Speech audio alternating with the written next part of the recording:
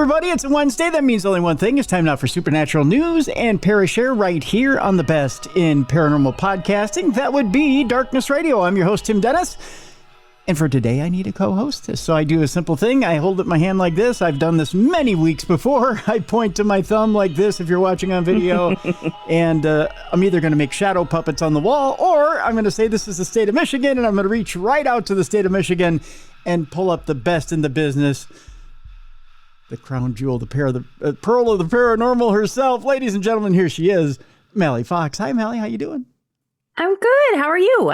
Excellent. Excellent. It's a little warmer. Fabulous. It's a little warmer today here in the state of Minnesota. So when you say warmer, what is warmer? 46. Hey, that's pretty good. That's shorts weather. Yeah, it is here. Yeah, it's practically shorts and t-shirt weather. Yeah. I actually had one listener admonish me in the South for saying, don't say we don't know what cold is below the Mason-Dixon line. I'm like, you don't know what cold is. Come on. You just don't. Come on, pal. You don't know what cold is. Exactly. I said, what's cold, 50? Come on. You don't know what cold is. You know what cold is. What, it's that bone-chilling cold is 60? Come on. Yeah, they call off school when there's talk about flurries. Yeah, exactly. Come on. You don't know what cold is. You haven't lived until you sat in 20 below. Come on. You know what cold is? Cold. You know what cold is. You don't know cold until your snot is frozen up into your sinus cavities. That's cold. Yeah. Or your breath is knocked out when you open up the door. That's right. That's cold. You know, Mallie. You know what cold is. Yes, I do. That's cold. Cold. You don't know what cold is. Come on. Mm-hmm. Just saying. We're not nearly cold. Do you remember being taught that you have to touch like your car when you went to go pump gas so you wouldn't start like a spark? Yes. Like the static electricity? Yes. When you get out of your car, touch it? Yep. Oh, yeah. There's all kinds of little winter tips we learn up here in the north. Uh-huh. When it comes to cold. I didn't mean to start on this rant today. I don't know how that got going. But yep. Yeah. So, just saying. Yeah. There's certain things that are unchallengeable in this world. I just find that being one of them. That being one of them. Yeah. I've never felt heat and humidity like New Orleans.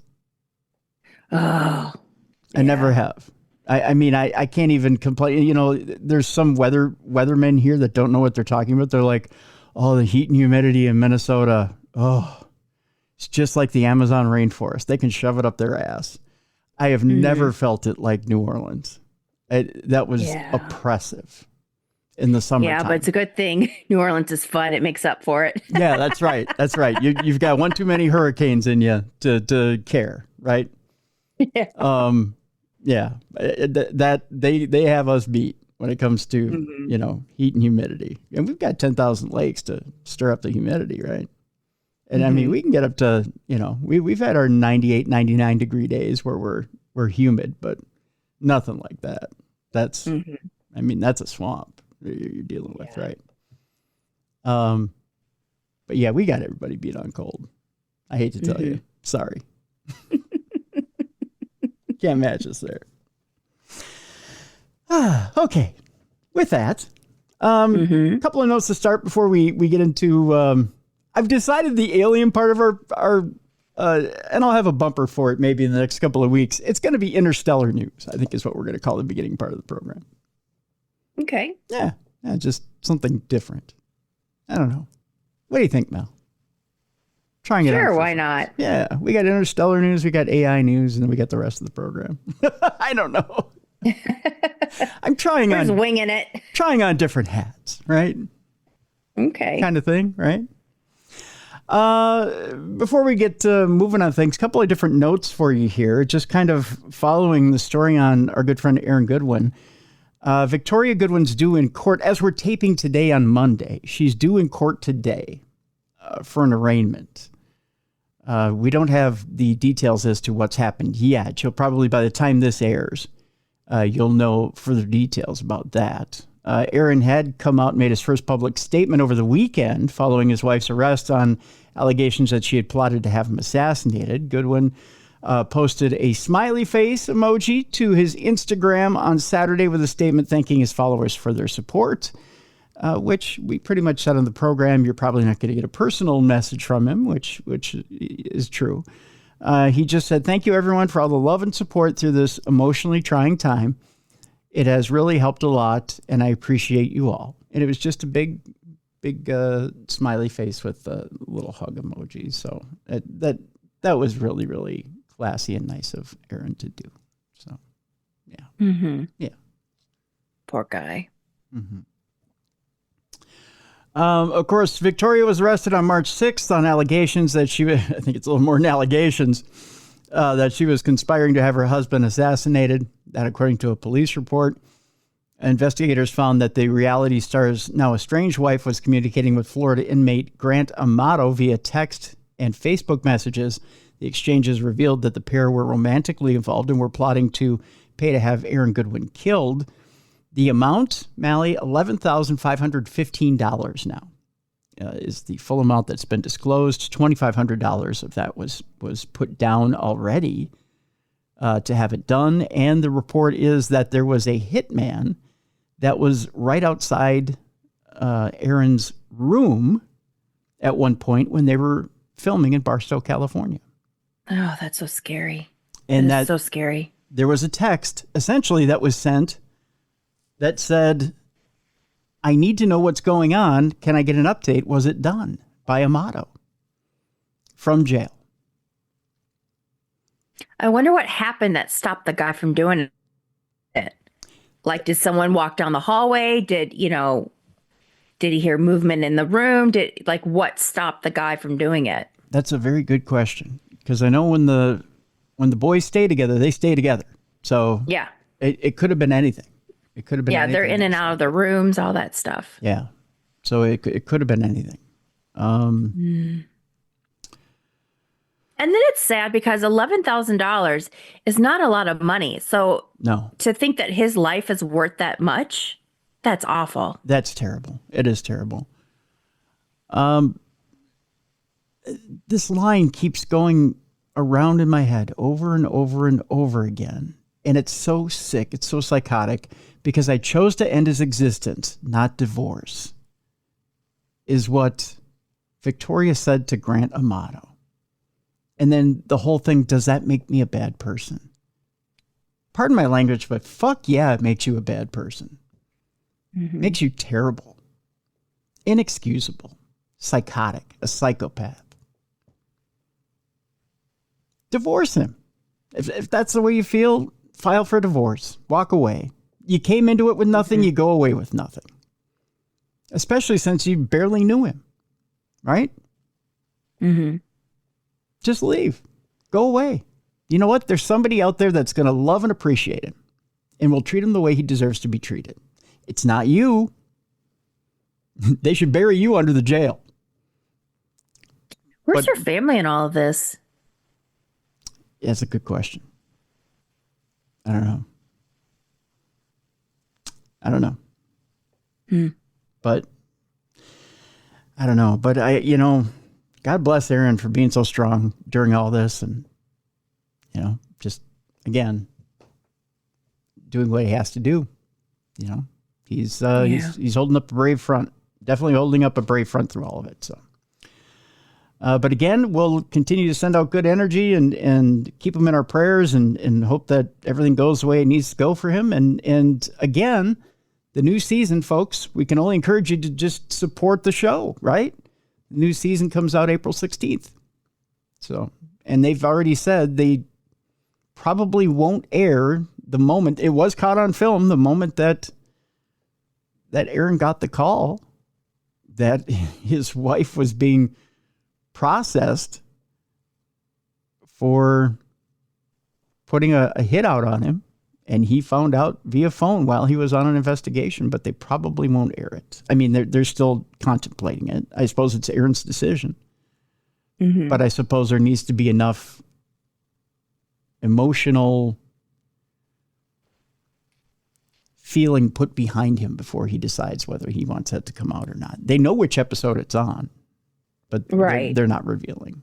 So, and in what order it'll be aired. So, if I'm him, I don't bother. I don't bother to air it. It's not right. I wouldn't. No, it's not worth anybody's time, and nobody needs to see it. So no, that's for sure. Another bit of sad news before we launch into the interstellar news today, Mel, and that's this. George Foreman passed away this past weekend. A lot of people may say, what's that have to do with the price of anything and anything? Well, a lot of you may have been affected by George Foreman in one way or another. Maybe you were a boxing fan. Maybe you were a fan of his comeback back in the 90s. 90s or 2000s. I know it was in that era when he was just 48 years old. It would have been 25, about 25, 26 years ago.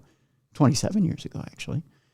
Right around the 90s, 2000s, when George Foreman made his comeback at the age of 48 and stunned people, being the oldest heavyweight champion in the world. He also made a ton of money with the George Foreman grill, which most of you probably had one. Yep, I did. I know I had one. I loved it. Loved my George Foreman grill. You know, Mallie, at one point with the George Foreman grill, George Foreman was raking in $8 million a month. Holy crap. Yeah. Wow. And when he sold the George Foreman grill, he sold it for $137 million. Good for him. And he was quoted, he's such a lovable, affable guy. He said at that point, he didn't know how to spend all the money. He just didn't. I mean, I know he's a pastor as well. I know he probably gave a lot away for good causes. But he just said, I had all this money. I didn't know how to spend it. I mean, good things happen to good people, right? Especially since in his first go around in his boxing career, things didn't really end well. But he made a comeback. He ended up being an actor. He did some acting. He had his own sitcom at one time. It was short-lived. But he made a comeback and he got deep in his faith. He ministered to other people. He's just a good guy, right? And it's just a shame because he was only 76 years old. I mean, these days we say only 76, and that seems weird, right? But 76 in, even 100 years ago, 76 was a good long life, right? But, I would think to live that good of a life where you minister to others, where you prove that at any age you can make a success of yourself and you can reach others and be a positive influence, well, that's a pretty darn good life. So rest in peace, George Foreman. I greatly admire the man. I think that's just a good life lived. So rest in peace, George. There you go. All right, let's jump into this interstellar news, Mallie. And sure. Let's start it out by telling people about Apple releasing a new movie themed around UFO disclosure. There's a shock. UFO disclosure. Will we finally get the truth? Well, it seems like we're getting everything else these days, right? We will later on in the program, just to kind of set up how today's program is going to go. We do have not only the news about UFO disclosure in this new movie, we'll talk a little bit about the JFK Files. Now, people will say there was a whole lot of nothing going on with the JFK Files, but there's one file that was left out. We'll talk about that later today. We've got that coming up. In the Nightmare Fuel section today, Mal, there's a dad horrified as a sick AI chatbot accuses him of murdering two of his own children. We'll talk about that today as well. It's kind of an interesting little twist and interesting little story. Our good friend Mike Ricksecker was talking earlier this weekend about a vast city beneath Egypt's pyramids. They've discovered a new city beneath the pyramids. So we'll talk about that today as well. That's kind of an interesting little story. A woman's sixth sense warns her of a murder taking place near San Francisco. We'll talk about that. And we'll talk about Mona Lisa the vampire. That's coming up as well. So there you go. We got some interesting stories today to kind of launch into. And our palate cleanser today, there might be too many of us. Some of us might have to get off the planet. Gotcha. Can we pick? Yes. You get to pick. Who stays and who goes. Mm-hmm. It's like King of the Mountain. That's right. Yeah, we all have to play. Push them off. Yep, we all have to play King of the Mountain and see who has to leave. Yeah. Although I got a little bit of girth still left on me, so I think I'm staying. Yep. So y'all have to fight me. And I may put a few pounds on if it comes to that. So, you'll have to line up and we'll see who wins. But first, Apple is releasing a new movie themed around UFO disclosure. The UFO disclosure has become such a hot topic in recent years that the plot of a new thriller is being centered around it. It seems that UFO-related movies and documentaries are all the rage at the moment, with the much-anticipated Age of Disclosure due for release later this year. And we actually put up the trailer for that. I believe it was last week. And Steven Spielberg's upcoming Alien movie, currently in full production. Now, another contender has entered the ring in the form of an untitled thriller movie that will focus heavily on the topic of UFO or UAP disclosure. The project, which has been officially acquired by Apple, will be written by Academy Award winner Zach Balan and produced by Joseph Kosinski and Jerry Bruckheimer, who previously worked together on Top Gun Maverick. Oh, you know what that means. It means a whole lot of F-16s flying by UFOs and a lot of heavy 80s rock music. That's what that means, Mel. I was going to say a soundtrack. Yes, a soundtrack by Berlin. I can't wait. It's been 40 years since we've had a good song from Berlin. And who was it? Was it Kenny Loggins? Yes, and Kenny Loggins, yeah. Danger zone. Yeah. Boy, oh boy. While we don't know anything specific about the plot, it's interesting how much interest there now seems to be in UFOs following the highly publicized U.S. congressional hearings on the subject and the publishing of the testimonies of military and intelligence community whistleblowers. The release of UAP footage recorded by U.S. military personnel a few years back has also helped to bring UFOs back into the mainstream. The fact that big studios are spending millions making movies about aliens and UFO disclosure emphasizes the level of appetite audiences seem to have for the subject. Hopefully we'll hear more specifics about Apple's new movie in the near future. You know what else this brings up too, Mel, is we get into these nostalgia loops, right? With movies. It seems like a couple of years ago, everybody wanted to see a new Indiana Jones movie. Right. And they wanted to, for some reason, we wanted to bring poor 80-year-old Harrison Ford back for another. Yeah. He can do it. We'll just de-age him, and bring back a new Indiana Jones. And we seem to get in these nostalgia loops where we want to bring things back from our childhood and see if they can still perform at older ages. And I don't know what it is, but are we in a nostalgia loop again for UFO movies and alien stuff? And, the Stranger Things phenomena seem to bring back everybody's 80s tastes. And now it seems like we're all kind of stuck in that 80s vein. Like we want to see stuff from the 80s all over again. Is this just my imagination? We might be in that loop. Yeah. Yeah, maybe. Well, and it's funny that you say that because the other day on Facebook, I got somehow down this rabbit hole of like commercials for 80s. It was like Christmas and McDonald's and Halloween. It was like all of these 80s, even like Time Life? It was like the music CDs. Yes. Yeah. It was like all that it was like one after the other. And I sat there and I watched them all because it was so comforting. Yeah. So maybe it is. Maybe we are in that loop again because we just want that comfort, that security. And how soon before we're doing that 90s comfort loop? I mean, you've got that generation coming up now that is going to start going, well, wait a minute. When do we start getting nostalgic for 90s? When do we start saying, well, what was wrong with the 90s besides riots? And stuff like that. I mean, the 90s weren't all that great, kids. I don't know how to tell you that, but they weren't. Yeah. Just telling you, as somebody who lived through them with eyes wide open, they weren't that great.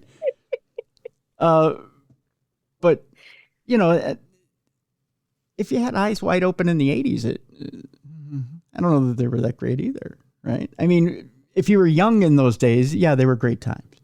Yeah. But if you were an adult in the 80s, I don't know if they were great, right?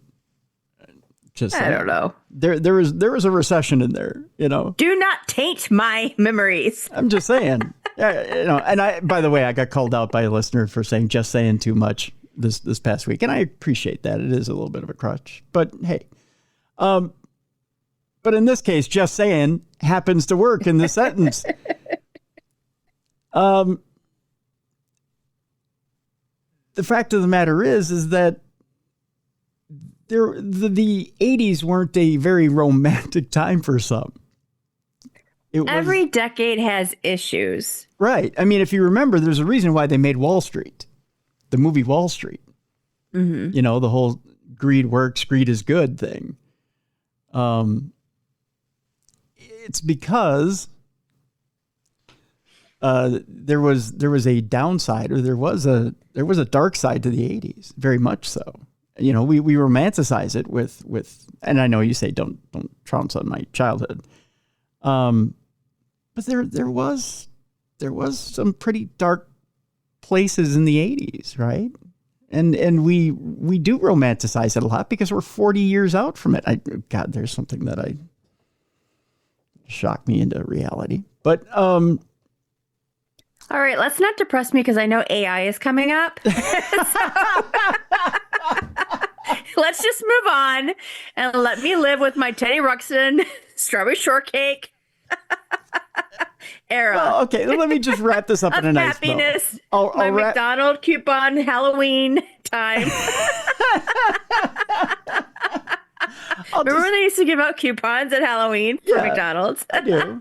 Yes. So anyway, well, let me just live in my little bubble. Well, Mallie, you can still buy the books at Christmas, can't you? It's not $5 book anymore. But. Oh, is it? Oh, I don't know. But let me just be happy. Probably a $20 book now, but yeah, for 2 shakes. Yeah, for 2 shakes. Yes. But yeah, I'll wrap it up in a nice little bow by saying this: every era has a downside, right? Not every era is perfect. I mean, even the 70s had huge inflationary markers. That was like serial killer time. Right. It's not like we didn't have it in the 80s either. But. Well, I know that. I just feel like 70s was more so. Yeah. Anyway. You had some famous ones in the 70s. Yeah.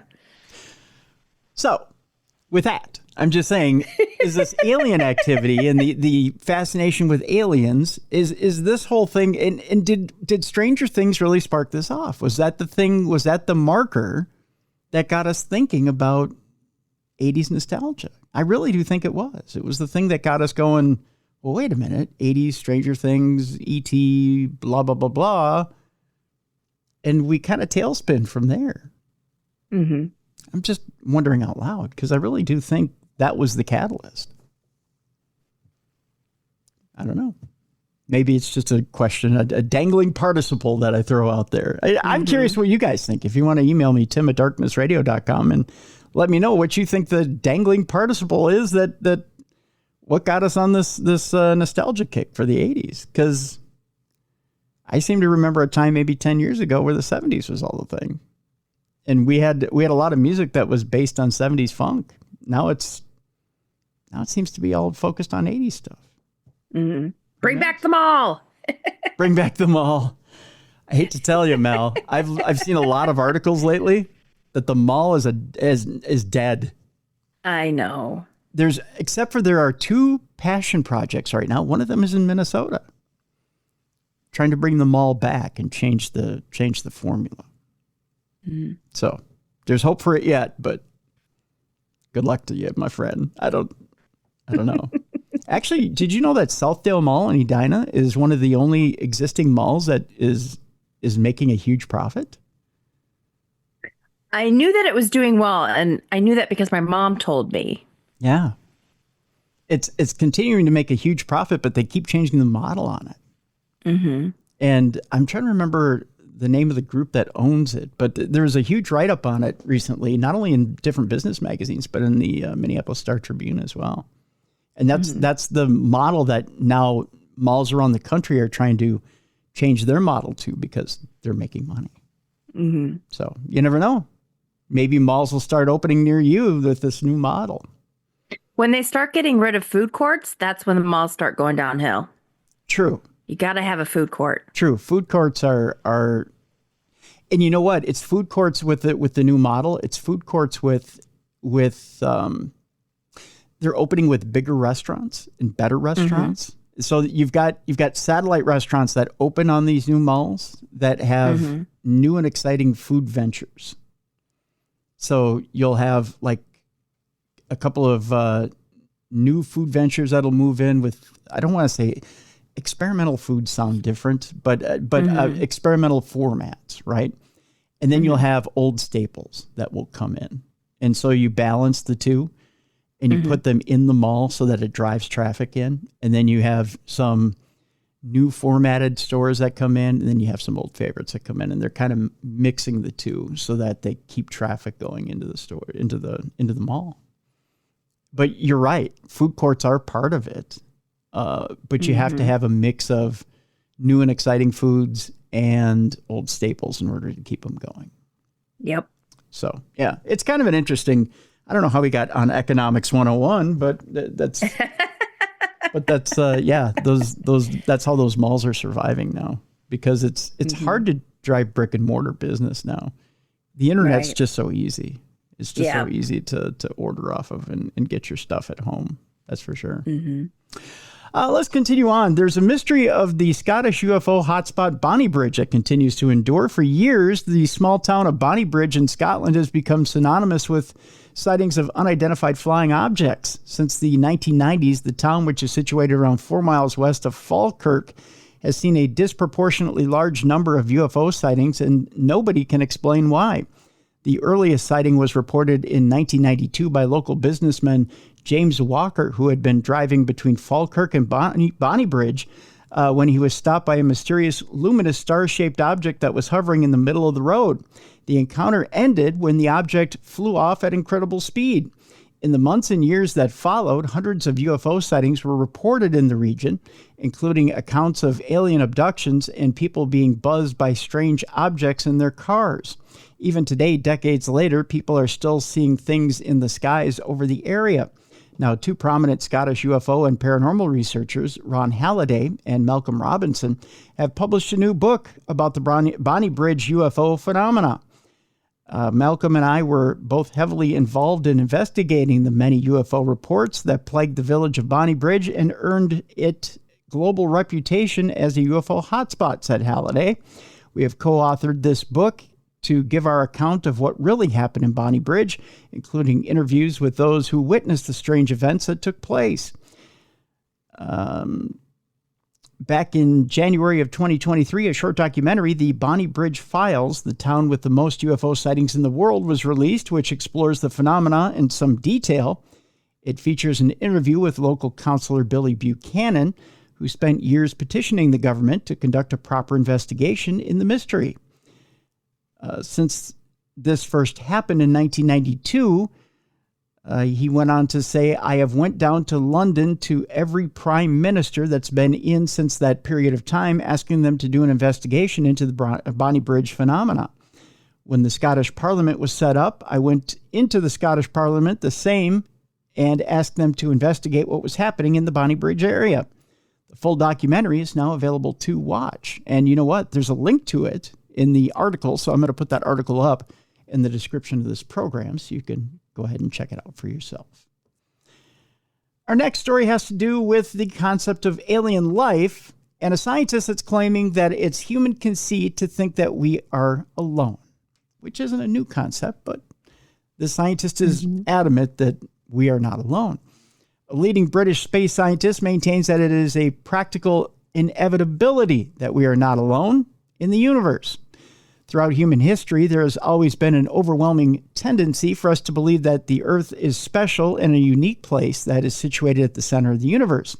Over the centuries, however, astronomical observations and advances in scientific understanding have made it increasingly clear to us that our planet is, in fact, not the center of our solar system, and that neither our solar system or even our galaxy is special and do not lie at the center of the cosmos. Today, we are left with one last claim to uniqueness in that our planet is home to the only known example of life anywhere in the universe. According to British space scientist Dame Maggie, I believe it is a Darren Peacock, or Pocock, not Peacock, but Pocock. That's an interesting name. However, it is little more than human conceit to suggest that our species is alone in the vastness of space. She went on to say, the fact that we know what approximately 6% of the universe is made of at this stage is a bit embarrassing. It's that sense of wonder and exploration and the sense that there's so much more to discover. In truth, she is most likely correct. The odds that we are the only life forms in a universe comprised of many billions of stars and planets are another word I have a hard time with, infinitesimally small. There we go. Whether or not we will ever come into contact with alien life ourselves, however, is another matter entirely, is how the article wraps up. So, yeah, I guess it is. I guess it is easy to say we only know what 6% of the universe is made up of. So It's easy to say, well, there's a whole universe out there left to explore, and there's got to be something out there, right? Mm-hmm. That's it, Mal. Mm-hmm. No thoughts? Come on, argue me. Tell me there's nothing else. I agree. It's not all about us. You're not going to take the selfish point of view that we're the only thing out there? It would be very selfish of us. Oh. And if we thought we were the only people out there. Oh, okay. I thought you were going to say, no, it's all about me. I'm the center of the universe. You're not going to do that deal? Maybe when I was 10. Oh, okay. Oh. I thought being we were on the mall thing earlier, you were going to revert to 10-year-old Mallie and tell me you were the center of the universe. You're not going to do that? No. Okay. All right. Well, then I digress. Well, if there are aliens out there and we haven't found them yet, if we did find them and stole their stuff, how difficult would it be to reverse engineer their technology? That's the question in this next article. Is it perhaps naive to assume that we could figure out how a UFO worked even if we had possession of one? Some people would say, well, we've already figured it out, Tim. Why are you even reading that article? I mean, why do we have cell phones? That's what one person can't figure out a remote control, so I would be lost. A lot of people would say that, Mel. That's for sure. In recent years, we've heard multiple claims from government whistleblowers and insiders regarding alleged cover-ups or captured UFOs and reverse engineered alien technology. Assuming that the world's best minds really did have access to a UFO, however, how likely is it that they would be able to replicate its technology? An interesting recent article in Popular Mechanics, of course, they're the ones to solve the problem, right? Yeah. Looks into the very question by asking mechanical engineering experts what it would actually take to figure out how a UFO works. Well, that's an interesting scenario, right? What would you try to do in such an advanced case to figure out what the function is that the original creators were trying to come up with here? Dr. Philip Vogelwady of Marquette University in Wisconsin told the magazine. What is it supposed to do? Work backwards from that. I've been in teardowns in which we encountered a part we'd never seen before and couldn't figure out what it was. Instead, we had to ask what we thought it was trying to do and then analyze the physics of how it worked. Interesting. Engineering expert Dr. Robert J. Stango echoed this approach by suggesting that if he was dealing with a completely unknown or exotic object like a UFO, the key would be to go back to basics. No matter how advanced or complicated a given process or object is, physics regulates everything, he said. Engineering is the applied variety of physics, so one would have to come to grips with the fundamental physics of a given operation. Without that, you're going nowhere. Without the opportunity to speak to someone who might have worked on reverse engineering a genuine piece of alien technology, however, it's difficult to know what doing this for real would be like. Would it be the equivalent of a Neanderthal trying to figure out how a computer works? That would be kind of fun. I'd like to go back in time and try that. Or would we at least have some sort of fundamental understanding of how the device functioned? Unless such a scenario actually comes to pass, however, we may never truly know for sure. I think we know for sure. That's just me. I think we already have stumbled across some weird technology that we have already reverse engineered. But that's just me. Right? I don't know, Mel, what do you think? Do we already have technology we've reverse engineered? Well, according to you, yes. I'm sure people do know. I'm sure there's like a little office out there somewhere, a little, lab where they do know. And we're just clueless on the outside. I look at the explosion of technology over the last 100 years. And I say to myself, that's a mighty big explosion of technology. I mean, when you go from the steam engine to where we're at now, that's a quick explosion. And mind you, the human mind is brilliant. I don't put down the human mind. But yet it seems like there is a little bit of a help somewhere, right? I don't want to call it a cheat code. But we might have found something somewhere. And I don't know where it was. Maybe somebody left something lying around somewhere and we picked it up. I'm not saying we ran into aliens and we had a handshake agreement and we took their technology like some people claim. But maybe we found something somewhere. Maybe there is a piece of something lying on the moon. Although if you believe Stanley Kubrick, we faked the moon landing. Or maybe, I don't know, maybe we really did find something at Roswell. Maybe there was a downed craft and we got a hold of some technology and we've been developing it from there. But I think we got a hold of something somewhere and we've been working on it ever since. I put a lot behind human ingenuity. I'm not one to necessarily believe the pyramids were built by aliens. But an alien assist? Maybe.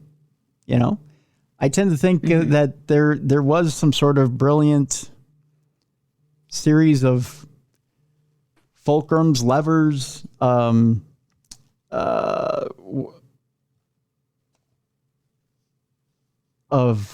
physics, of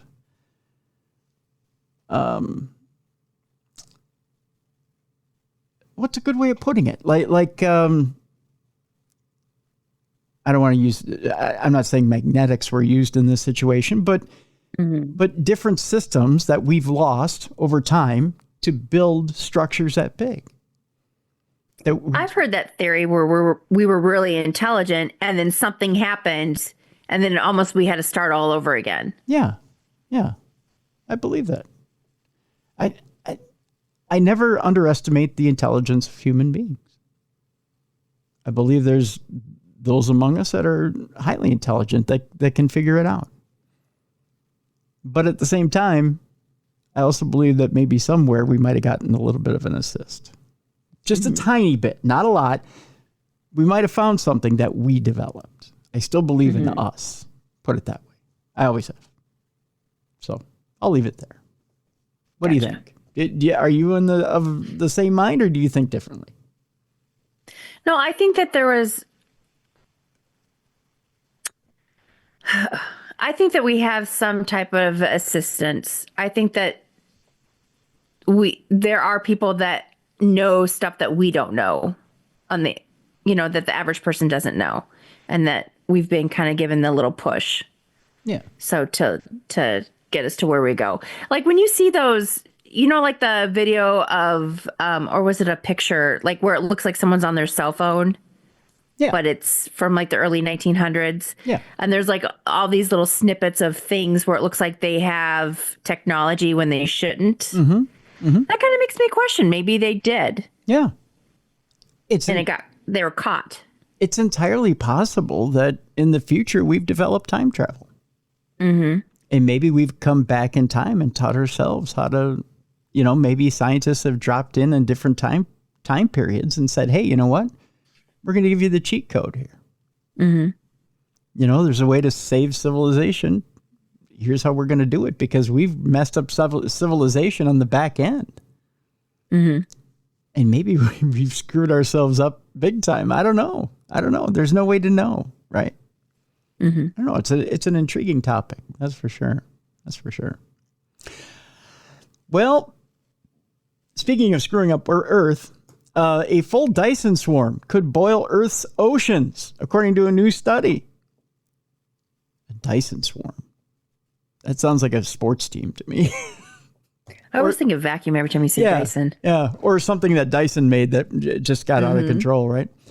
A theoretical futuristic megastructure known as a Dyson swarm could have dire consequences for our planet. Now, more than 50 years ago, the late physicist Freeman Dyson, no, he didn't make the vacuum, put forward the idea that a sufficiently advanced extraterrestrial race may be able to completely surround a star with a huge spherical structure and then live on its inside surface, a concept known as a Dyson sphere. A Dyson swarm, meanwhile, is pretty much the same thing, but instead of building a single large structure around a star, it involves doing so using an array of countless smaller satellites. Such a setup would make it impossible to harness almost the entirety of a star's energy, which would seem to be a good thing, but here's the catch, as highlighted in a recent study. For the research, physicist Ian Marius Peters and colleagues set out, that sounds like a law firm, Ian Marius Peters and colleagues, set out to determine what environmental consequences may occur, if any, if we were ever to build a Dyson swarm.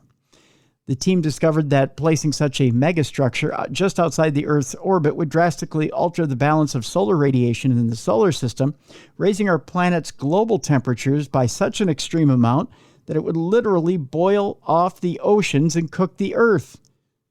Then why would we do it? Mm-hmm. Right? Exactly. The only way to avoid this, the researchers determined, would be to place the swarm further away, perhaps beyond the orbit of Mars, where it would be far less effective, but would also ensure that the temperature of the Earth did not increase by some disastrous amount.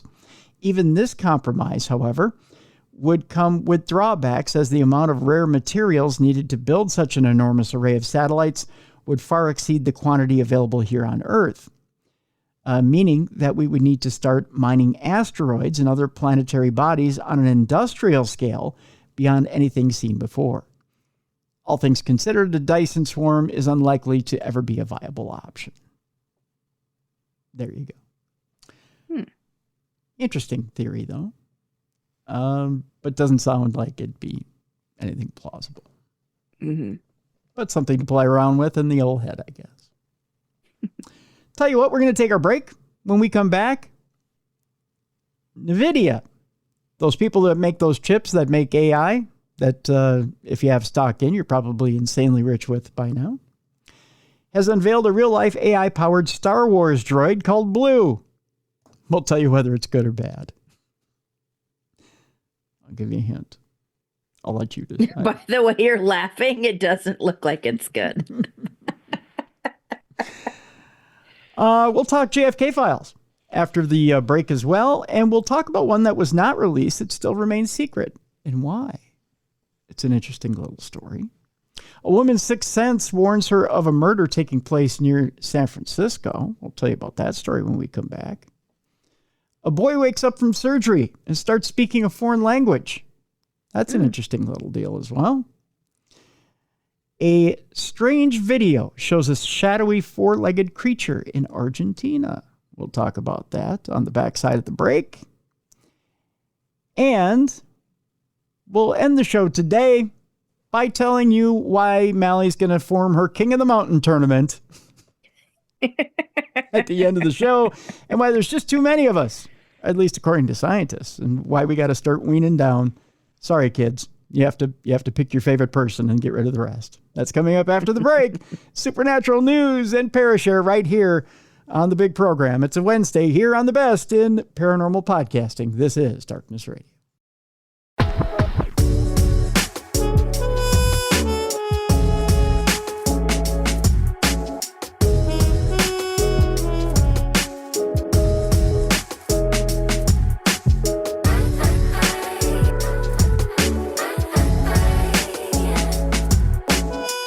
Welcome back to the best in paranormal podcasting. This is Darkness Radio. I'm your host, Tim Dennis. Right over there, the co-hostess with the mostest, Mallie Fox.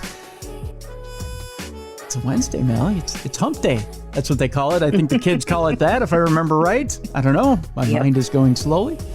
We're coming up on spring. Spring training has been in full bloom, although I can't see a Twins game because now they want me to pay for it.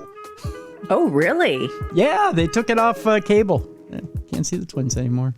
You have to stream it now for $19.99 a month, and the Twins aren't that good. So I won't pay for it. Thanks, Polads. Appreciate it. Yeah. I think a lot of people aren't paying for Twins baseball. I don't know. Can you see Tigers baseball where you are? I haven't looked. I haven't checked it out, so I don't know. Yeah.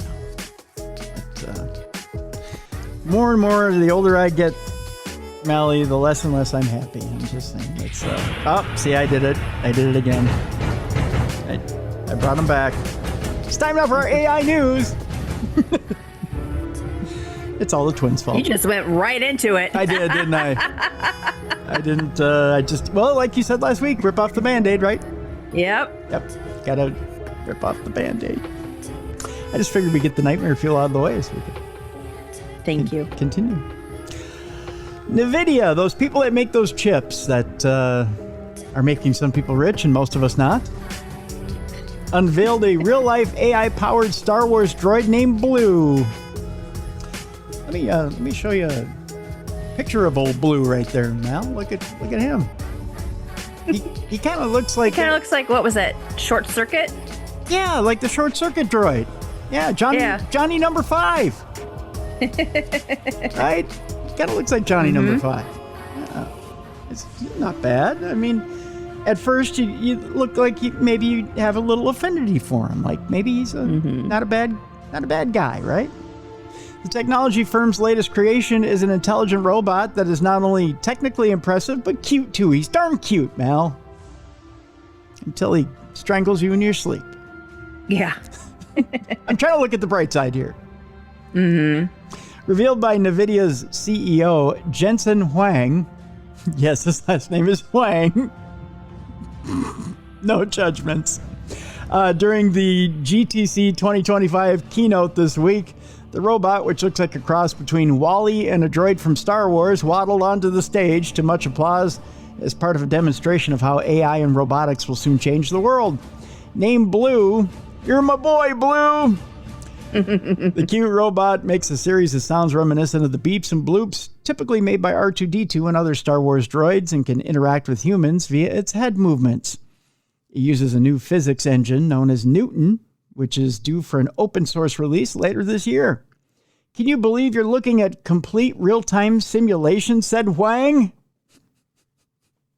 No, Mr. Huang, I don't. This is how we're going to train robots in the future. Blue has 2 NVIDIA computers inside of him, as opposed to other things inside of him, Mr. Huang. Just saying.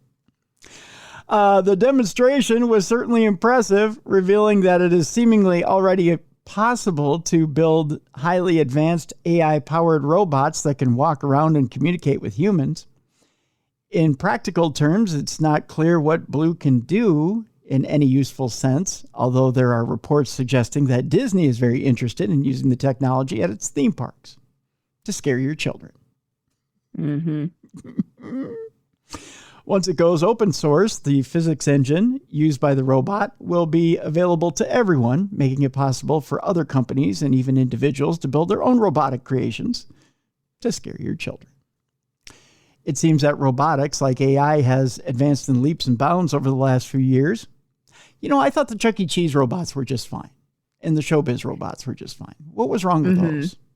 You just, you flipped a switch, they sang, they did this thing. Yep. We were fine with that. Did we need any more than that? There's a horror movie with Nicolas Cage where it's those kind of animatronics. Yeah. And no one speaks the whole entire movie, and it was actually good. Yeah, see? That's all the nightmare fuel you need. Mm-hmm. Right? Why do we need to go further? Mm-hmm. It probably won't be much longer before robots become commonplace in homes across the world, waiting to kill you in your sleep. I'm just saying. Mm-hmm. See, I keep saying just saying. Trying to catch myself, but I can't do it. Meanwhile, Mallie. A dad is horrified as a sick AI chatbot accuses him of murdering 2 of his children. Because AI is evil. There's that. A man was left horrified after ChatGPT falsely said that he had killed 2 of his own children while getting other details of his life correct. How would you like That is very disturbing. It is, isn't it? A horrified dad has filed a complaint against ChatGPT after it falsely accused him of killing 2 of his children. It's the latest bit of bad press for artificial intelligence after experts recently warned that psycho robots will kill all of us in the next 10 years. We covered that story in recent weeks. Arvi Hjalmar Holman, a self-described regular person with no public profile, asked the AI chatbot for information about himself. First mistake, by the way. Never ask an AI chatbot about yourself. Mm-hmm. He was stunned when it replied that he had murdered his sons. Responding to who is Arvi Hjalmar Holman, ChatGPT said he was a Norwegian individual who had gained attention due to a tragic event. Oh, it never goes well after that. The bot said he was the father of 2 young boys, aged 7 and 10, who were tragically found dead in a pond near their home in Trondheim, Norway in December of 2020.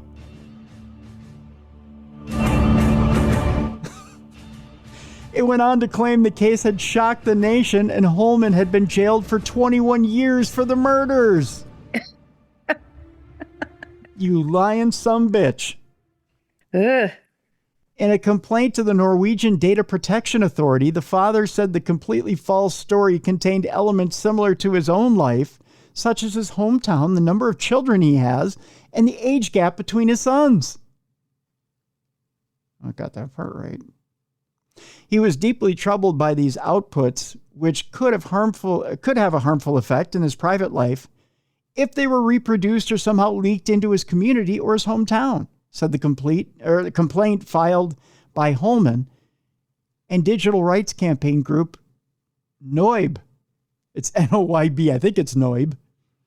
Wasn't the Noib that red thing that used to jump around in Domino's ads? Yeah, I think it was. Holman alleged ChatGPT's defamatory response violated accuracy provisions within data protection law. He has asked the Norwegian watchdog to order ChatGPT's creator, OpenAI, to adjust its model to eliminate the inaccuracies and fine the company. An OpenAI spokesman said, the typical bullshit. We continue to research new ways to improve the accuracy of our models and reduce hallucinations. I didn't think OpenAI could hallucinate. They also went on to say, while we are still reviewing this complaint, it relates to a version of ChatGPT which has since been enhanced. So we hope not to make the mistake again, Mal, but if we do, whoopsie. My bad. It's just somebody's rep. Mm-hmm. No big deal. He'll get over it. His reputation will be... He'll get over it. He'll get over it. No big deal. He's just scarred. Yeah. You know, the town leaders won't, bring torches to his front door. Right. Well, they can't because according to that, he's in jail. He's in prison for 21 years. Yeah, he's in prison. He won't feel it much. Yeah. Unbelievable. Mm-hmm. Okay. Let's talk JFK assassination file, shall we? Yeah. Let's do it. Let's do it. Turns out that what was supposed to be the latest or last dump of these files that President Trump released came out last week. And some people braced themselves. They thought this was going to be newsworthy, that there was going to be a lot of great things in this treasure trove of documents concerning the assassination. A lot of people thought it was going to be a big nothing burger. It came closer to a nothing burger than a big treasure trove of documents. There is a remaining 1,000 or so documents that have been repeatedly withheld, according to the release of the files. That said, concerns remaining regarding uncertainties over how many of these newly released files are actually new, and also concerning the fact that some of the text in the documents would be redacted were out there. An early analysis has also noted that many of the files were so worn or poorly scanned that they are hard to make out, while others seem to have little relevance to the Kennedy assassination case. I actually got a chance to go through a few of them. If you're interested in seeing them, they're all available on theblackvault.com. Our friend John Greenwald has put them up. And by the way, he's a wonderful resource. If you ever want to see anything having to do with anything Freedom of Information Act, he's got over 4 million files at theblackvault.com. Some experts maintain that there is still likely to be more files out there regarding to the JFK assassination. Whether or not the newly released documents will help to solve the enduring mysteries surrounding the case remain unclear. Given that many of the people involved, including witnesses and the original investigators, are now dead, it is more difficult than ever to really get to the bottom of exactly what happened. Now, there's a story out there that there's a crucial JFK file that was not released and still remains secret. Crucial information was missing from those files that were released by the Trump administration last Tuesday. The transcript of the first conversation between President Lyndon Johnson and the CIA director at the time, John McCone, after the 1963 assassination, has still not been released to the public. That according to author James Johnston. He told that to USA Today. The document could help answer questions about any possible involvement from Cuba in Kennedy's killing, since the president has famously tried to use the CIA to kill communist dictator Fidel Castro. Now, if you read through a lot of those files that were released, Mal, there's a lot of documentation about Cuba, and it goes into the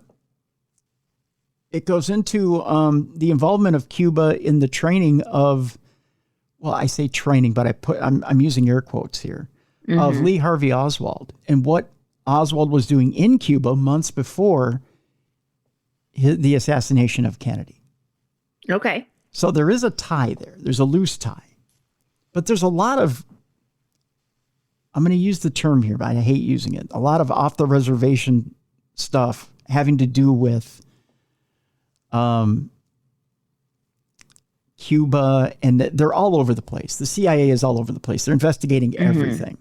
So you can see why this batch of files is confusing. I mean, they're talking to Howard Hunt about possibly being a suspect who was a millionaire at the time and what he might have had to do with this and Cuba. And there's a lot of interviews in here that can be very confusing and can put people in a downward spiral. You know, this rabbit hole that you'll never get out of. Right. And brings up a whole lot of possibilities that have nothing to do about nothing, essentially. McCone has previously been accused of keeping incendiary information from the Warren Commission that probed the assassination, that according to Politico. The sensitive information revolved around the existence of plots to assassinate Castro, which put the CIA in cahoots with the mafia. Without this information, the Warren Commission never looked at whether Oswald could have been or could have had accomplices in Cuba or elsewhere who wanted JFK dead as retaliation for trying to kill Castro.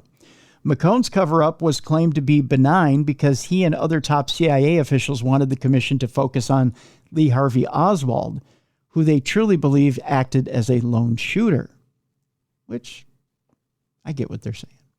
More than 63,000 pages of records related to the 1963 assassination of President Kennedy were released Tuesday, following an order by President Donald Trump, many without the redactions that had confounded historians for years and helped fuel conspiracy theories. The National Archives and Records Administration posted to its website roughly 2,200 files containing the documents.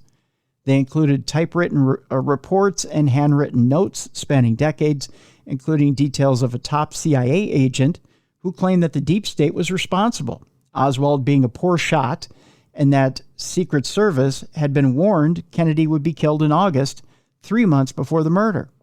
The rollout of the files stunned Trump's national security team, who spent 24 hours racing to assess security hazards ahead of publication.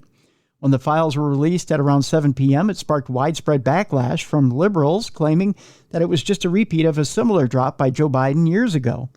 To MAGA fans, angered that the pages still contained redactions and left questions, leading experts to describe the files as impenetrable. The vast majority of the National Archives collection of over 6 million pages of records, photographs, motion pictures, sound recordings, and artifacts related to the assassination have previously been released. Before Tuesday, researchers had estimated that 3,000 to 3,500 files were still unreleased, either wholly or partially. And just last month, the FBI said it had discovered about 2,400 new records related to the assassination. Jefferson Morley, vice president of the Mary Farrell Foundation, a repository for files related to the assassination, said in a statement posted on the social platform X that the release is an encouraging start. He said much of the rampant overclassification of trivial information has been eliminated from the documents. The National Archives said on its website that in accordance with the president's directive, the release would encompass all records previously withheld for classification. But Morley said what was released Tuesday did not include 2/3 of the promised files, any of the recently discovered FBI files, or 500 Internal Revenue Service records. Interest in details related to Kennedy's assassination has been intense over the decades, with countless conspiracy theories spawned about multiple shooters and involvement by the Soviet Union and the mafia. So, with that, it makes you wonder, do they continue with the file dump? Do they continue releasing this in spurts, or is this it? Do we get the initial dump that we got, and does the administration say, well, that's it, that's all we have? I hope they keep dumping. But I wouldn't be surprised if they're like, okay, we're done. You know, it wouldn't surprise me either, because in the past, when they've attempted this, it seems like, and I'll call it right down the middle. It seems like when President Trump has pushed and he said, we're going to do this, right? He said this before as far as UFO stuff is gone. He said this before as far as records, as far as Kennedy is gone. He said this as far as the Epstein files. We're going to do this. We're going to push. There's an initial push and then nothing. And it seems like there's something, some people would call it the deep state. I don't want to call it deep state. I'm not going to get conspiracy minded about this. But I will say it's people within government that have national security concerns. Yes. That stop and go, whoa, whoa, whoa, whoa. You can't do this. And there's reasons. Now, what those reasons are, we don't know. Obviously, they're national security reasons. That's at least what it's labeled. But I think it's labeled that because, and follow me here, Mal. It's labeled that because, and I've only heard the rumor, and I think I heard it from John himself. There is one file, and I'm only talking about the JFK files here. There's one file that's supposed to be detrimental to our relationship with Britain and France. And it has to do with, not that anything we've done recently wouldn't be, but it would totally unravel our standing with them. And it had to do with, as he put it, a quote unquote dirty trick that we played with Mexico against Cuba. And it had to do with the Bay of Pigs invasion. I think it was a Bay of Pigs invasion. But I think we left a couple of their spies kind of with quote unquote their pants down, so to speak. Oh. And left them stranded in Cuba during the Bay of Pigs invasion. And it was kind of, diplomatically, it was wrong. And it's something we shouldn't have done to an ally. And they had documented it. Should that document get out that we did it on purpose? it would permanently damage our standing with an ally. Now, of course, President Trump had no problem releasing that. He doesn't care as far as, but our military has a problem with that. The CIA has a problem with that. The FBI has a problem with that. They don't want that operation out there. That supposedly is the rumor. I don't know. But that's supposedly what's buried in those remaining files. And there's other stuff too. There's other operations that happen during Bay of Pigs and other things that they don't want out there. Mm-hmm. That might have been, let's just say there's plenty of dirt under the fingernails. Right. That they don't want out there. And I don't blame them. You know, we things might not have been run ethically during that time in order to get rid of a dictator in a time where we were fighting for democracy, right? Mm-hmm. So they want to keep it under lock and key. Sometimes you don't necessarily need to know everything. I hate to put it that way, but sometimes you don't need to know everything, right? Sometimes you don't need to know how the sausage is made. Yeah. So I maybe it's just one of those things where I hate to say in the interest of national security, but maybe that there's a reason why they say that. In the interest of national security, you don't need to know everything. And maybe those files have absolutely nothing to do with why President Kennedy was killed. If you ask me, the reason President Kennedy was killed, I just think it had everything to do with conflict within the government. Mm-hmm. And he was going against the grain. I think it was a coup. Plain and simple. It was a coup within our government. That's what it was. Sure, there was a conspiracy, but it had nothing to do with the mafia. I don't think it had anything to do with Castro. Mm. So, yeah. And he was in the way. But think what you want. I mean, at this point, we're what? What are we, 60? What's it going to be? Boy, how many years out are we now? Is it 60, almost 70 years out? Yeah. Yeah. I mean, what good does it do now? I mean, other than they're all dead. Right. The people involved. Yeah. Other than for the Kennedy family. If the Kennedy family wants answers, then they can go get them. They're in government. Mm-hmm. They can go get their answers. But what do we as a public need the answer for? It doesn't change my life. Right. I don't know if it changes your life. But it doesn't change my life one bit. Mm-hmm. Unless it's still happening. Unless there's still a shadow government that is deciding our leaders from term to term, then yeah, I need to know about it. But if there's no shadow government that's deciding our elections and deciding who our leaders are, then I don't need to know about it. If we're having, free elections, then fine. But, if it's nothing I need to know about, then I don't need to know about it. Maybe that's a naive opinion, but there you go. Shall we move on? Yeah. All right. Our good friend Mike Ricksecker over the weekend was on Instagram and on social media and was excited about this next story, which has to do with a vast city found beneath Egypt's pyramids, which is probably one of the biggest finds since some of the stuff found in King Tutankhamun's crypt, really. A recent study has reportedly discovered evidence of structures stretching thousands of feet beneath the desert sands. The discovery, which was made by researchers from Scotland's University of Strathclyde and Italy's University of Pisa, involved using radar pulses to create high-resolution images of what lies beneath Egypt's pyramids of Giza.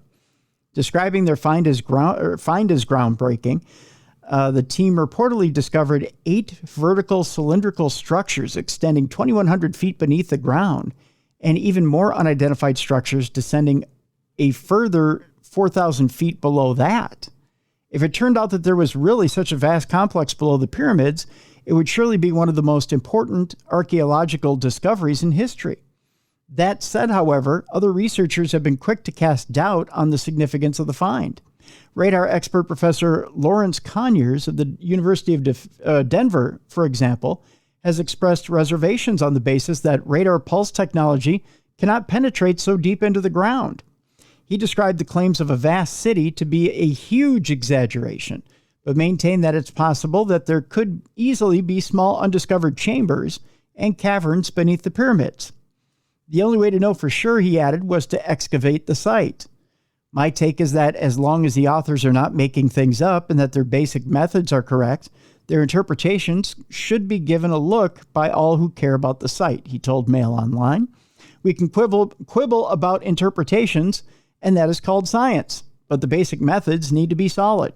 Right now, it is still early days for the research team, and their findings have still to be peer-reviewed.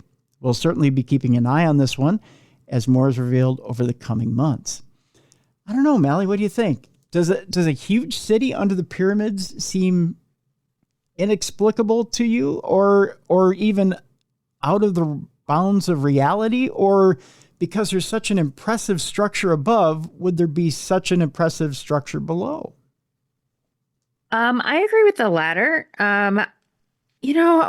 We're uncovering so many things. I wouldn't be surprised if it was an impressive, structure below. I'm very curious though to see what it is. Yeah. I mean, yeah, who knows? And then how many are those underneath the pyramids? Yeah. Is this the only one that exists? As long as the Department of Antiquities can okay it and not do a lot of damage, why not? Mm-hmm. Why not start a dig or a find? At least if you uncover some chambers, that would be interesting, and to see what's there. But yeah, it could be an exciting discovery, couldn't it? Mm-hmm. Yeah. Watch, it's nothing. It's like the, what was it? Capone's Vault? Yeah. Where we're all like sitting there watching. Yeah. And then it was nothing. But boy, wouldn't a live feed of excavating that site, wouldn't that be something? Mm-hmm. You know who would be interesting to go out there and dig out there would be Josh Gates. Yeah. To have him do a season of a show out there. How long do you think it would take to get that organized to do a dig? Boy, because you've got to go through the government and the Department of Antiquities in order to get all that rounded up. And you've got universities now involved. Probably because they want to start quickly, maybe a few months. Oh, that's not too bad. 2 to 3 months in order to 2 to 3 months to get it approved, but then you probably need another 3 months to 6 months to get a team together and get the manpower together and figure out the logistics of who all is going to do it, how you're going to go about it, and then how you're going to do it safely. And then to actually start, probably another 3 to 6 months. So it may be another year, probably another year before they actually start excavating. Mm-hmm. But yeah, I can see within a year them actually breaking ground and starting to open up the ground and figure out what's there. I mean, if it's done safely, they have to look at the radar results and see if it's worth it and if it's safe to do it structurally. And of course, everything, like I said, everything goes through the Department of Antiquities, so it has to be approved by them, which is the main sticking point. Mm-hmm. But I think it could be done. Yeah. But I think it's a missed opportunity if you don't do it on camera for the world. Right. Yeah. Yeah.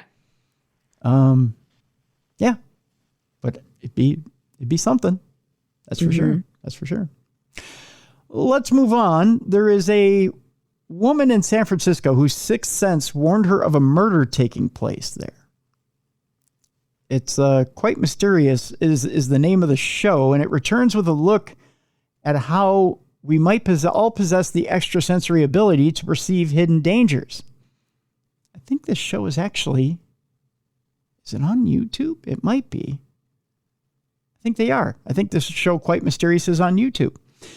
The question is posed, do we all possess extrasensory perception? It's an episode that they look at the real life case of a woman who had an overwhelming sense of fear and dread while passing a particular spot on a foggy night. I tell you what, I'm going to post this in the description of the program so you can actually watch the episode. But they do. They have a Patreon channel, and it looks here like there's an actual full program that you can watch. And it's called Murder in the Fog. And this woman actually picks up the fact that there was a murder in San Francisco. So there you go. I don't have much more other than that to tell you. Gotcha. It's a teaser. So you're going to have to go to the description of the program and you'll have to watch it for yourself. Sorry, I don't have more than that. I will tell you about a mystery of a boy awakening from surgery, speaking a foreign language, though. Now, I will ask you this, Mallie. Is it spiritual or is it a brain rewiring?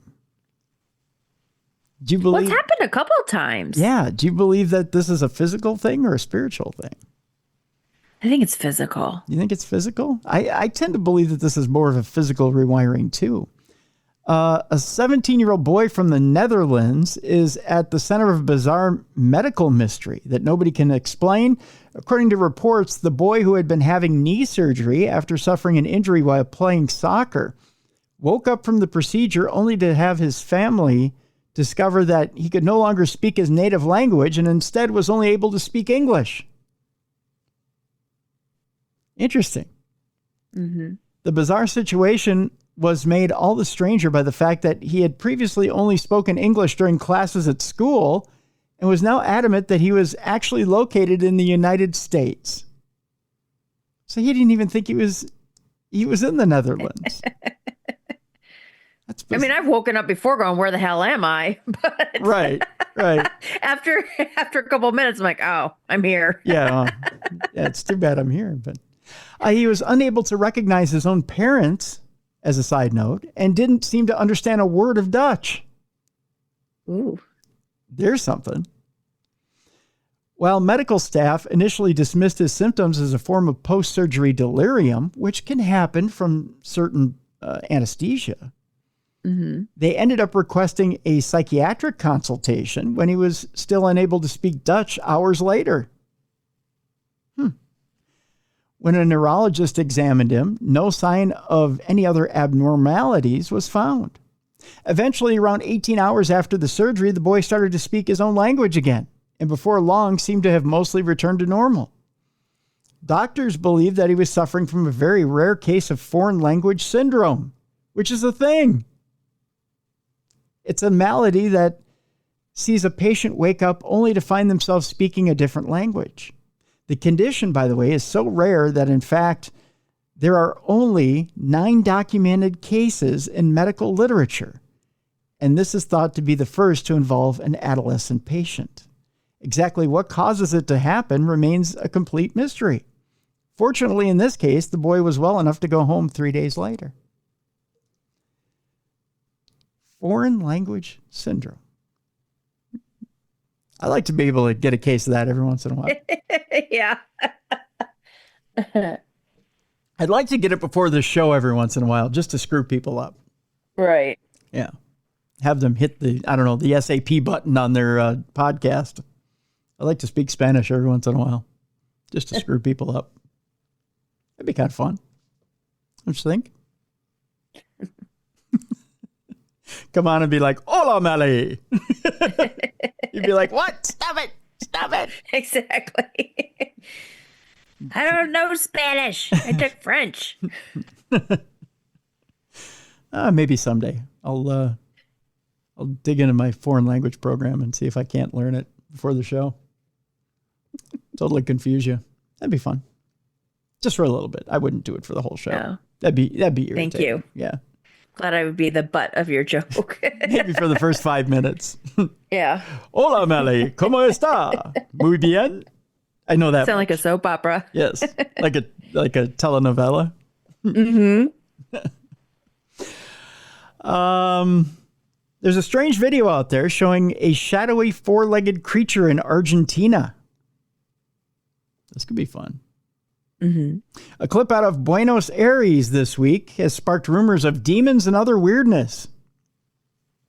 The short and blurry clip, which has been doing the rounds on social media recently, shows what appears to be a street or garden in Argentina where a strange dark-colored creature has been seen shuffling towards the camera on all fours while several dogs wander about in the background. The creature, whatever it is, seems to be disproportionately having long limbs, but it is pretty much impossible to make out any details due to the dark conditions and poor quality footage. According to local reports from the area, the sighting occurred in the town of Saladillo, where residents are said to have been consumed by fear over the creature's presence. Witnesses have described it as demonic with inhuman agility that enables it to climb walls and jump between trees. One local fire officer, who wished to remain anonymous, maintained that something was going on. He's something big, another witness said. He doesn't walk on all fours. He walks backwards. He's disjointed. He comes apart. His head is upside down while his body moves in an impossible way. Believe it or not, we have footage of this, Mal, that we'll post in the description of the program so you can see what exactly this thing does. They do ask the question, could there be something genuinely strange going on, or is this simply a person pulling a prank? And then they ask you to decide. Mm. Let me see if I can pull up the video here and see if I can get you to watch it real quick. I mean, I know it makes for horrible radio for me to... I just wish videos weren't blurry. They're always blurry. Yeah. But he is speaking Spanish. Hola, ¿cómo está? Muy bien. Mallie, is Demon? Walking like a monkey. Is he walking like a monkey? Yeah. Yeah. Is Salvatore? No? I don't know. Is it freaky? No. It looks like a monkey. It looks like a monkey? It's just a shadow, but it looks like a monkey. It's a shadow monkey. Oh, see, I would make friends with it then. Oh, it does look weird. It does look like a monkey. It look like a monkey. You know, I was talking about monkeys today. There's actually I always talk about monkeys because I'm partial to them. But there's actually intern Yoko is pointing out there's actually a monkey sanctuary where you can go pet monkeys. Okay.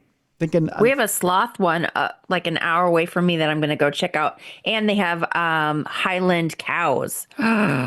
Really? Yes. I'm going to go check it out. See, I'm thinking I'm going to go to the monkey sanctuary in Florida. You can just... That's not an hour from you. Wait, did you say an hour from you? No. Oh. No, just that there's one in Florida. Oh, I didn't hear you say Florida. Sorry. Yeah. So I'm thinking I might... My brain went a different way. Might take a little vacation, go to Florida, and let monkeys crawl all over me. That'd be fun. Yeah. I still want to figure out where you get a finger monkey. The little finger monkeys. Uh-huh. You ever seen the little finger monkeys? They're about this big. Wait, are you talking about real ones or the toy ones? No. They're real. They're little tiny finger monkeys. They're not the what are they? Sugar monkeys? No, not those. They're literally called finger monkeys. Oh, okay. Mm-hmm. You have to look them up. That's your assignment for next week. Gotcha. Look up the finger. Are they monkeys. Exotic? I don't think so. Maybe. I think they're only in one or two areas of the world, but. Gotcha. But yeah, they're the tiniest, cutest little monkey, and they're about that big. Gotcha. Yeah. I want one. So the size of a chipmunk. Yeah, but exactly. So I was saying to intern Yoko, I need a finger monkey to ride on my chipmunk. And I could make like a little circus. Yes, exactly. You remember the cowboy monkey on the Taco John's commercials? Yeah, that's exactly what I do. I put a little saddle on my chipmunk and I put a finger monkey on it, and then I'd make money. Gotcha. Is that too out of bounds for the show? I think so. Have I jumped the shark? Is this the point where I step aside and let somebody else host the show now? Because You're getting there. I'm getting there. Yeah, I'm starting to lose my damn mind, aren't I? Talking about finger monkeys on top of chipmunks. Now I've lost it. I've totally lost it, I think. Speaking of creatures in Florida, the internet is divided over what animal this is in Florida. Again, blurry pictures for you, Mal. Does that look to you like it could be a panther?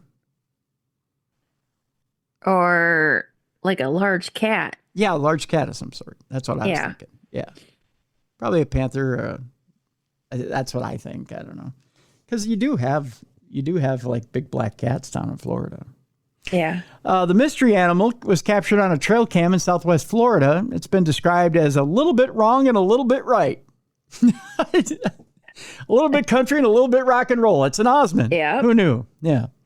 The image, which shows some sort of feline, was posted up on Facebook by the South Florida Wildlands Association on March 14th in an effort to figure out exactly what the animal could be. A friend sent this photo over for an ID, the post reads. Captured on a trail cam on public lands in Southwest Florida, it looks a little bit wrong and a little bit right for a number of different species. Anyone want to venture a guess? Was the quote. We have a strong hunch, but would like to see what comes in.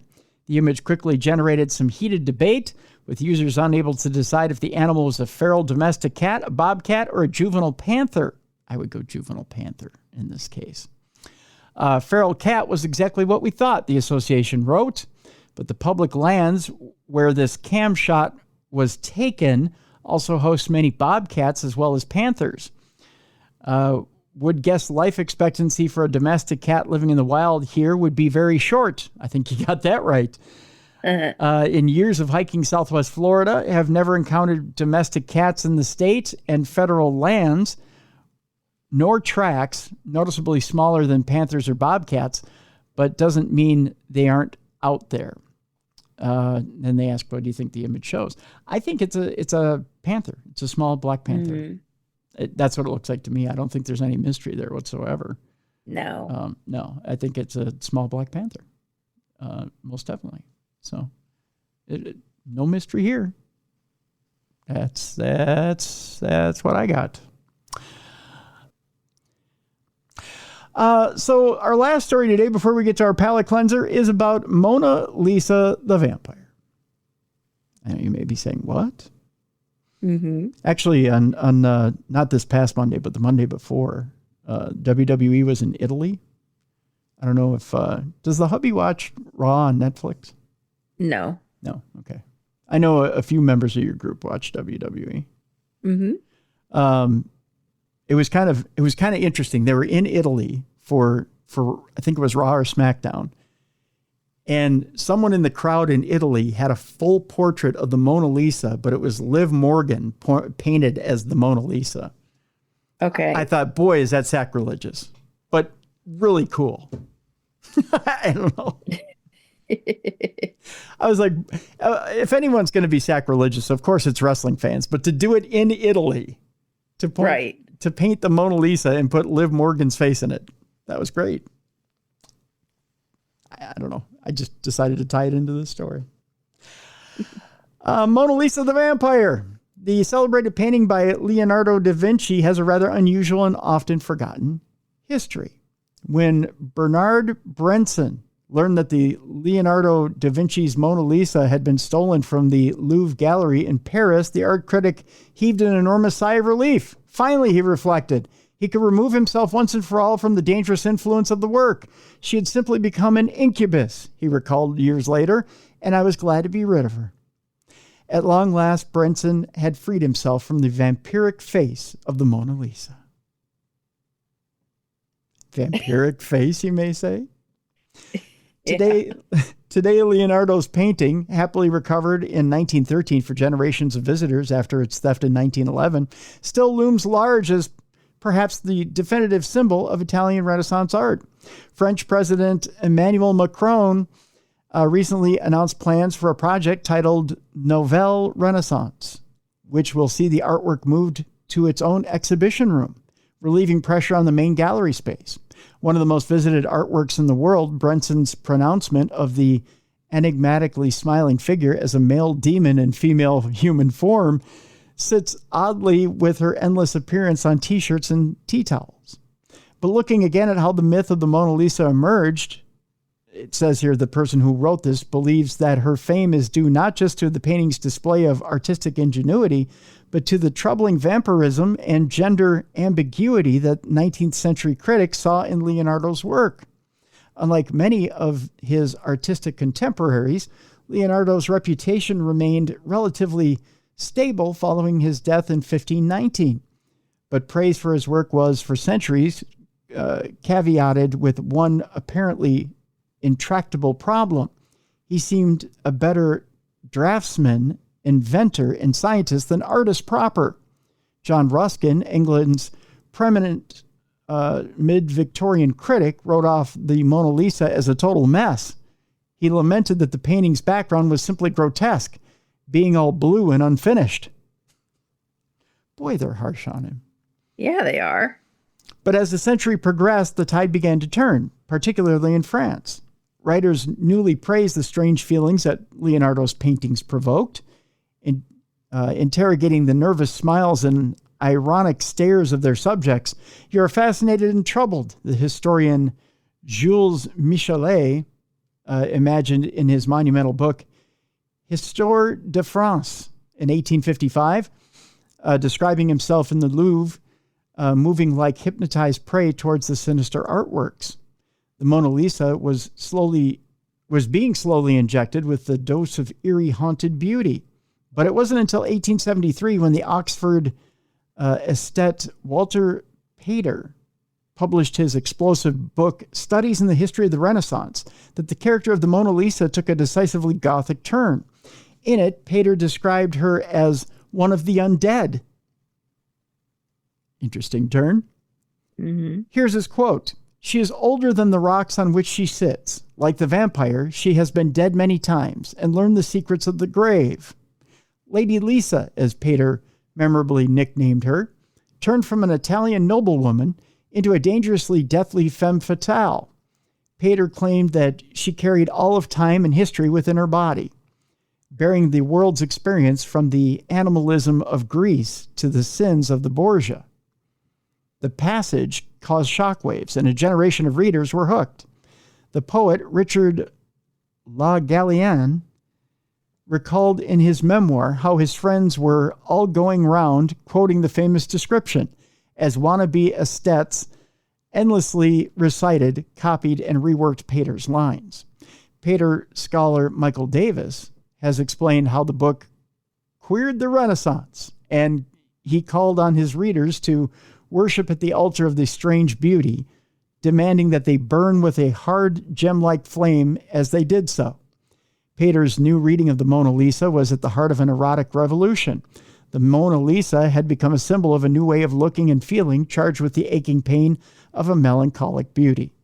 By the early 20th century, an industry of criticism had developed that took increasingly outrageous stances against the Mona Lisa.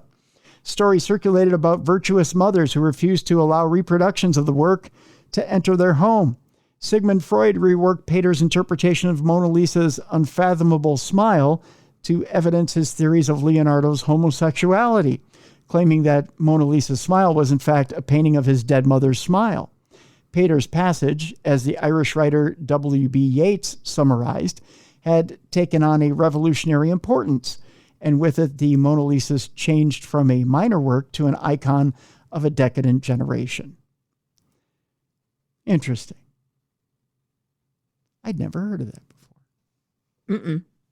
I don't know. What are your thoughts, Mel? I don't know. Was it all a little too much to take in today?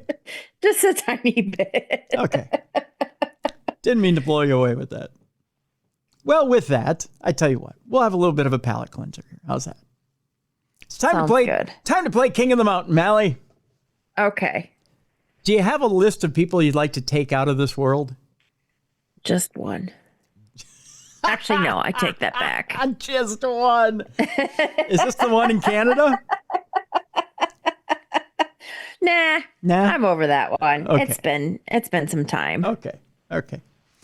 Well, as it turns out, scientists may have severely miscalculated how many humans are on Earth. Okay. All right. And we may have to get rid of a few of you. Not in a weird way, not in a mass extinction event or anything like that. Well, most estimates place the current human population at around 8.2 billion. That's a lot of people, by the way. That is a ton of people. Yeah. A new study suggests we may have vastly underrepresented rural areas. Because, there's a whole lot of space and a whole lot of loneliness going on in the rural areas. Just saying. By analyzing 300 rural dam projects across 35 countries, researchers from Aalto University in Finland found discrepancies among these independent population counts and other population data gathered between 1975 and 2010. Such underreporting could have consequences in terms of resource allocation within a country, but other experts remain skeptical that all decades of population counting could be off by such a wide margin. So let's tell you how off they may be. Turns out that Homo sapiens are the most successful mammalian species in Earth's history. Give yourself a little pat on the back for that. And it's not even close. The species thrives on nearly every continent in a variety of adverse conditions and outnumbers the second place contender, which is the rat. Ew. So, yeah, consider that. And they do so by a cool billion. However, a new study, think of that. That means there's 7 billion rats on the planet. Nasty. We don't have enough traps. I'm just saying, there's not enough traps.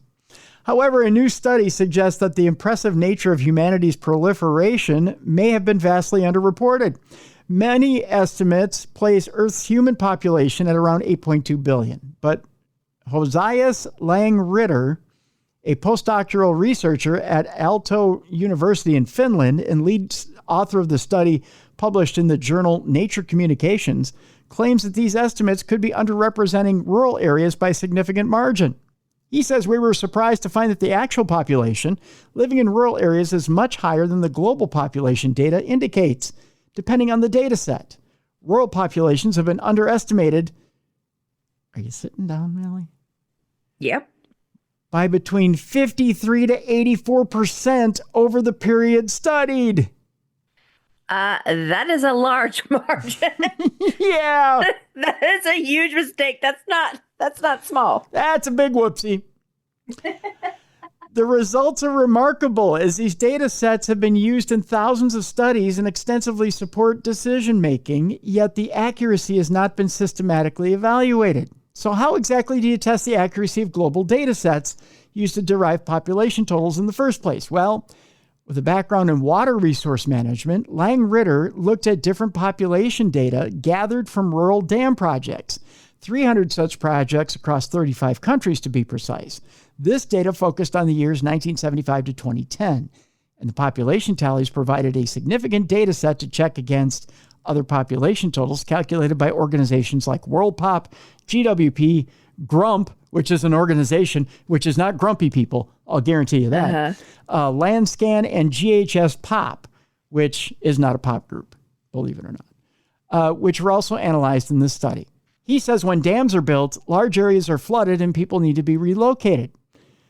The relocated population is usually counted precisely because dam companies pay compensation to those affected. Unlike global population data sets, such local impact statements provide comprehensive on-the-ground population counts that are not skewed by administrative boundaries. We then combine these with spatial information from satellite imagery.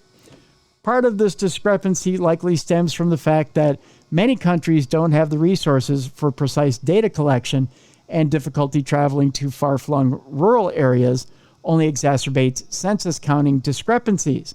A widespread underrepresentation of rural populations across the world could have profound impacts on those communities, as censuses are central to figuring out how to divvy up resources. However, not everyone is convinced by this research. Stuart Giedel-Baston from the Hong Kong University of Science and Technology told New Scientist that while increased investment in rural population data collection could be beneficial, the idea that Earth can contain a few billion more human inhabitants that we thought is extremely unlikely. If we really are undercounting by that massive amount, it's a massive news story and goes against all the years of thousands of other data sets. So in other words, we couldn't handle a few billion people more. We would be overrun. Someone's getting fired. That's right. Someone's getting fired over this. When trying to count such a massive population, a few hundred or maybe even a few thousand might slip through the cracks, but a few million or even billion would upend our understanding of human occupation on this planet. Scientists will need a bit more evidence before rethinking decades of data set research. So we're either over by a few billion or over by a few thousand. Either way, we're crowded now. Yeah, I thought the population was going down. No. Because people weren't having kids like they used to. That's in this country. Oh. Population's going down in this country, but it's expanding worldwide. Oh. The only countries where the population is being controlled, so to speak, is in the U.S. and China. Oh. But in other countries, it's expanding. We got to keep making kids. I mean, not you and I. I mean, we're past our prime. Yeah. But you know, I mean, that ship has sailed with me. Yeah, pretty much. But yeah, there's the push here is that our country, the younger generation, isn't making children. Right. Yeah. So. Yeah, but in other countries, they're making them like crazy. They're like, game on. Yeah, they're like, hey, we don't have fancy video game systems. Yeah. So what else are you going to do? We're just going to knock them out. So yeah, that's kind of the name of that tune right there. Gotcha. That's your palate cleanser for today. We got too many in the world, I guess. Yeah, that was a big oops. Oopsie. We don't know how to count. After all these years, we don't know how to count. Yeah, the decimal needed to move over a couple. Yeah. We can't carry the one after all this time. So there you go. So what's new in the world of Paranormal Girl? Not much, my friend, not much. Did you? There was I wish I could say. There was a recipe you were going to work on, I think, a week or two ago. Yeah. Well, okay, so listen to this. So I went to go get the stuff because I need molasses, and the store was all out. What? So now I got to go to a different store. I know. It calls for molasses. It also called for, it said it was optional. I can never say it because the way I say it, it sounds like I'm saying anus, and it's not anus. Is it anise? Anise? Anise? It's like ANIS or whatever. Anise? I think there's an E at the end. Yes, there is. Where it tastes like black licorice. Yes. But that's optional, and we're not doing that because the only one in my family that likes black licorice is my mother. Okay. And she doesn't live in Michigan. So we're not doing that. Okay. But they were out of molasses, so now I got to go to a different grocery store because I hit 2 up. Okay. And they were both out. So now I got to go hit Kroger. Okay. Right on. So, yeah. So that's this week. Hopefully I can get that done. Good deal. All right. Yeah. Anus. There's no anus available at the grocery store. You got to go to the meat department for that, Mel. You got to go back to the... Yeah. I'd like some cow anus, please. I don't know how you talk to butcher. Like, are you making haggis? No. Nope. Just plain old cow anus. Just going to throw it in a pan and cook her up. That's how we do it. What part of the country are you from? Texas? No, I don't know. I don't think Texas. Yeah. So what's going on with you? Well, here on the big show, first of all, we'll remind you about the Apple app. I'm pushing the Apple app here, Mal. If you don't have a way to get Darkness Radio, if you're not subscribed and you need a place to land and get the show, the Apple app, if you have an Apple device, whether it be the iPhone, iPad, or other Apple device, Darkness Radio has an app. If you don't have it, go get it. If you have it and you haven't updated it lately, update it. It's updated for iOS 18. Other than that, check out darknessradioshow.com. Go to the store, get something and support the show. That's the other thing. The third thing, tomorrow on the big program. Let's tell people what's going on tomorrow on the big program. Tomorrow on the big program, we are having fun with numbers. I know people are like, how was numbers fun? I'll tell you how numbers are. Like Sesame Street. Yeah, that's right. We're going to bring in Bert and Ernie. We're going to talk about numbers. No, tomorrow on the big program, we're going to sit down with Susan Owens, who is a world famous numerologist. We're going to talk numbers, and we're going to talk about knowing your superpowers and knowing your future with numerology. And it's a little bit more than just numerology. It's about being able to decide your future. Okay. Based on numbers.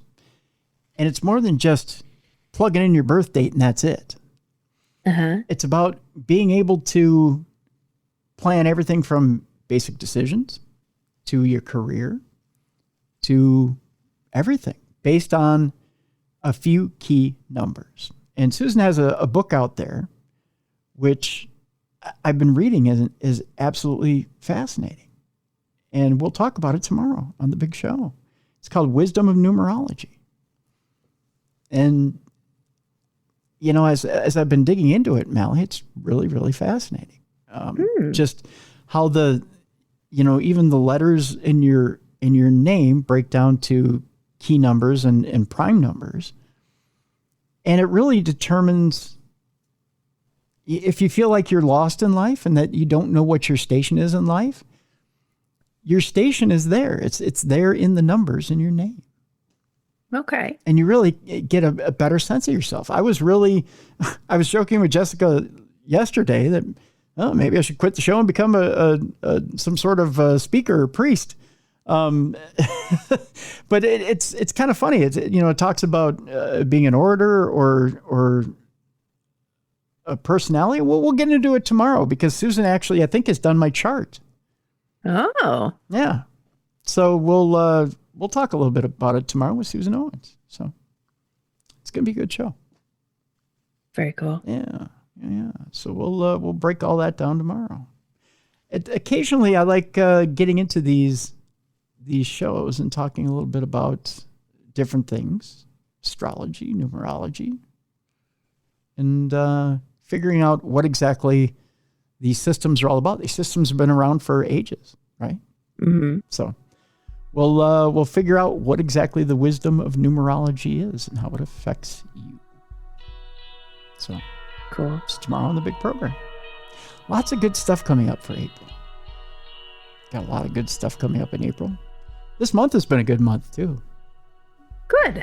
Got a lot of good guests. So a lot of good shows lately. So hope you guys have been enjoying them. So there you go. All right, that's going to do it for today. We hope you have enjoyed this week and that you've been enjoying the show. Again, if you have a guest that you would like to hear on the big program, give me an email, tim@darknessradio.com. And we will see you tomorrow for Susan Owens. We'll be talking about the wisdom of numerology right here on the best in paranormal podcasting. For Mallie Fox, I'm Tim Dennis. We'll see you tomorrow for Darkness Radio.